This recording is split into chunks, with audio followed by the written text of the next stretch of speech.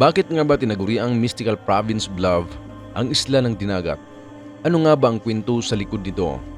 Sa bidyong ito ay ating aalamin kung ano nga ba ang alamat ng Dinagat. Dito lang yan sa channel na kung iyong tututukan, ikaw ay may matututunan.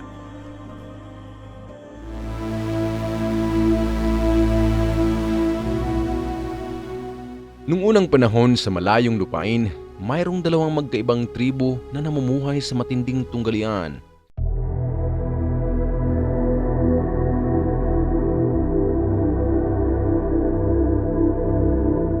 Ang pinuno ng bawat tribo ay kilala bilang walang takot at mapagmataas.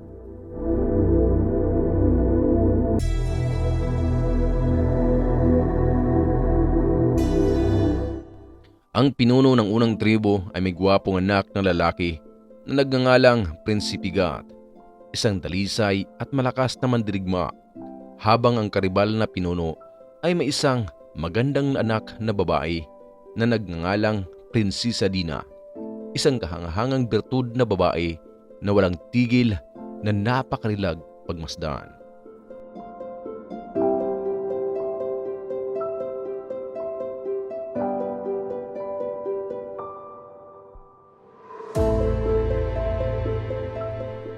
Sa kabila ng alitan ng kanang tribo, nahulog ang loob ni Dina at Gat sa isa't isa.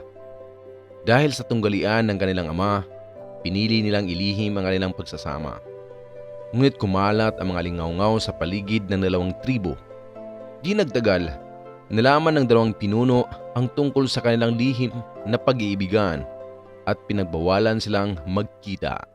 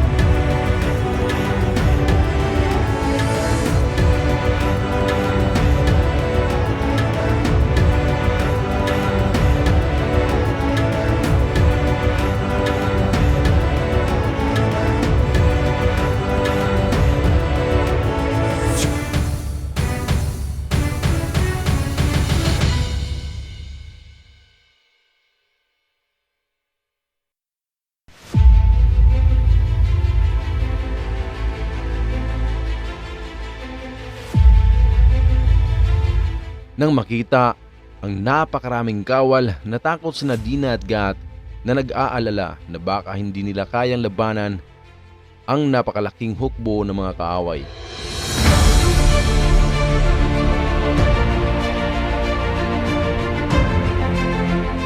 Natakot sila na hindi nila mapoprotektahan ang isla na itinuturing nilang tahanan nilang paraiso. Ngunit dahil sa kanilang pagmamahal sa kanilang mga anak at sa mga isla, tumakbo sila papunta sa dagat at lumundag at lumangoy sa malalim na asul na tubig ng isla.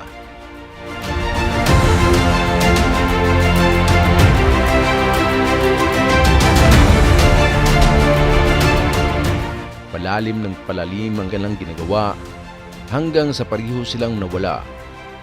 Lumipas ang ilang